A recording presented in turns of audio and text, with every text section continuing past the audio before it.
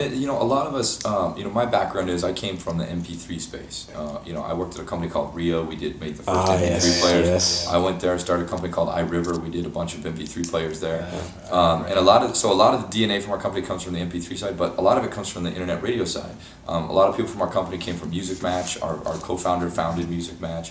We have people from Yahoo Internet Radio, and what we've all tried to do over the years at different companies is try and kind of fix this problem. We kind of got ourselves, you mentioned this kind of linear transition where you had like terrestrial radio and then CDs and then the MP3 stuff. And what happened was we kind of pigeonholed ourselves a little bit because people then got what they were familiar with, right?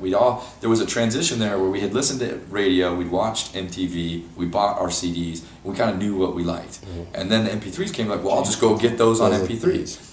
But then what happened is, that's all you had, right? So we started to see people, their music taste kind of stalled a little bit because what they were doing is they'd go hoard everything that they knew, but it's hard to download what you don't know, right? That's so true. Definitely so they got 80 gigs worth of MP3s on their hard drive, but it's all the stuff they knew what they wanted, right? So unless you're out researching, you're like, okay, what are the top 100 songs? I mean, I know people that would go, I'm gonna open Billboard 100 over here, I'm gonna open Napster over here, right? And I'm like, and I'm like, okay, here's the hot 10 albums, I'm gonna go try and get those, right? And that's a lot of work, and not a lot of people were doing that. So what we saw people would do is they go buy an iPod, they'd take that 80 gig hard drive and they'd stuff it all into their iPod, and then that's what they had. 2 years later, same stuff. Probably listen to maybe 20%. And they'd make a few playlists, and then they'd be, it's more often than not I'll have people say, I said, what's on your iPod?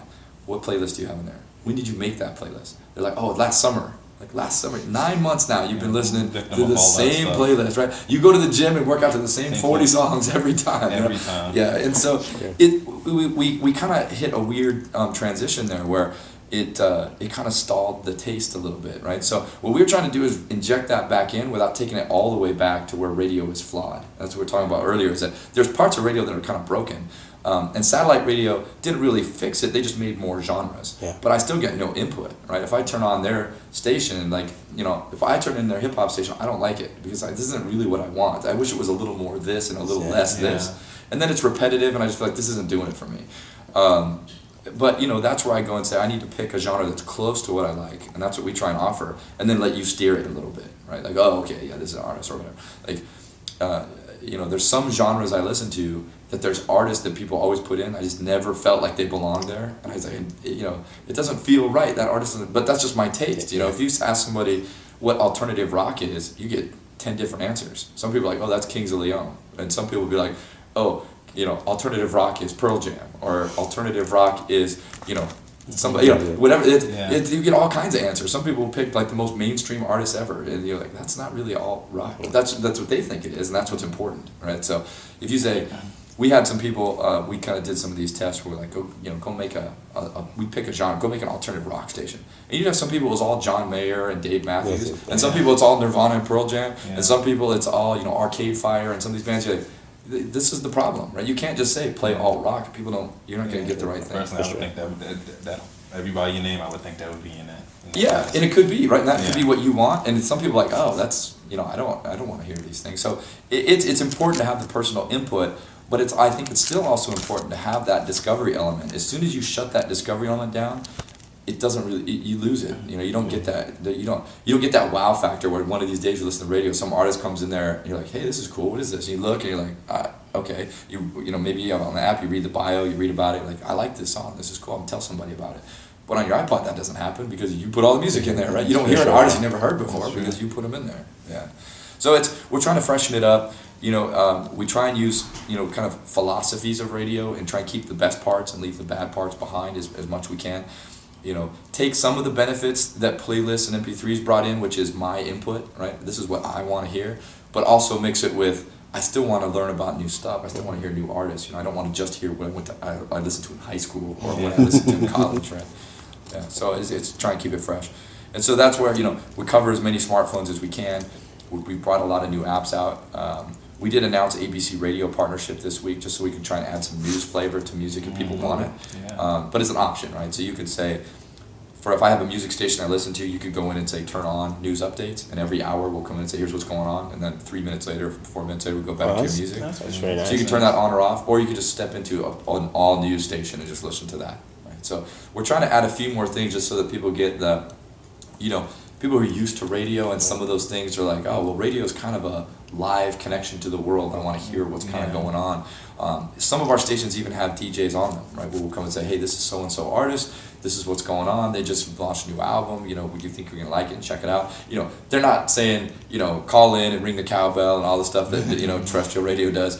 But we do try and give some information, right? They're like, oh, here, this is a new band. We just put them in the station. We think they're real hot. We think you're going to like them too. This is their next song. It's off this album, and then the song plays. That's nice. And then what we do is yes, it's still driven by an algorithm, but then we kill that cut. So you don't hear it every single time. Like, oh, I got it. It's they're hearing a new album, whatever. So we play it for you once. Then the next time you listen to that song, it'll just be the song, right? So we try and do some smart things so it feels very much like radio. And again, those are things you can turn on and off if you like. If you don't like those kind of updates, I just want the music, and we do that too. And I like the whole very much radio entertainment. You're making it entertainment.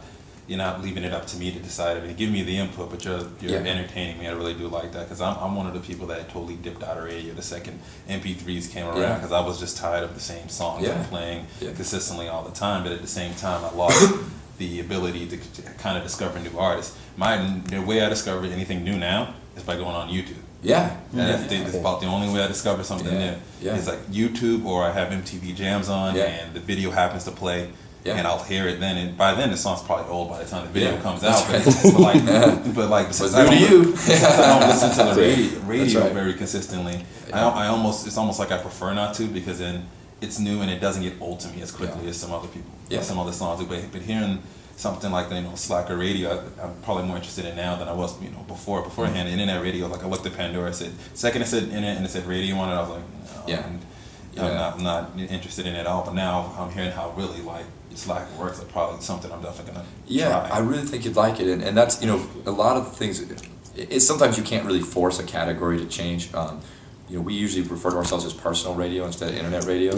And there's a reason for that, right? Because a lot of times when we think of internet radio, you think of like this stream, it's like this, and especially for those of us who were there when the internet kind of shifted that a little bit, because the internet radio wasn't that good. You don't really associate it with being something that's good. You certainly don't associate it with being something to you, right? It's like somebody's playing for me, and I don't know if it's good. But we look at personal radio as being something different, which is like we really are trying to entertain you personally, not a million people with one playlist. And that's, I think, where internet radio suffers from a name perspective and a reputation in the same way that terrestrial and satellite radio do, which is that it's a broadcast, right? It's something that's being pushed to you, and you don't really have an influence on it. Where I think as a personal radio is more about you give as much input as you're willing to give, and we'll try and make you the best possible music experience we can give to you. I see the different devices. Would there be one for the Zoom? I don't know. It's not. We're Zoom HD guys. Yeah, it's not impossible. We know those guys really well. When I was at iRiver, we did a lot of work with those guys. I know the Zoom team guys really well. I would say we'd love to do it. We'd love to find a way to make that happen. I think, I can't say where they are with that. I mean, I don't know if that's something that they really want to do. I think that it would be a good addition to the Zoom. We did it for the Sony Walkman. It's great. We're doing it for the iPod Touch. It'd be a nice addition to the Zoom. Because I see a lot of similarities, especially in the way they kind of refresh your playlist. Their auto playlist, their auto DJ, and their mix view are very similar to trying to get you to discover new music, or even listen to some things that are in your catalog. Catalog gets so big that you forget that you've got songs, and they pull it into your playlist and kind of remind you that you have this. I think there's a lot of great things. I think we would love to find a way to make that work. Any device that has storage and Wi-Fi, we can do cool stuff on. I don't think they've really actively pursued a whole lot of real app development for it. But it doesn't mean it wouldn't happen sometime. App development is still kind of a little slow, because they didn't release the SDK until the actual Zoom was available. So we're getting a lot of they're kind of. It's their own apps that you're getting directly from Microsoft, but I do think probably sometime later we're going to start seeing it. And I mean, for us, we'd like to be on as many places as possible. We don't have obviously, right? I mean, it's not like we're saying, oh, we're going to do this and we're not going to do this. It's anything we can actually develop for them. make a business case for, we do.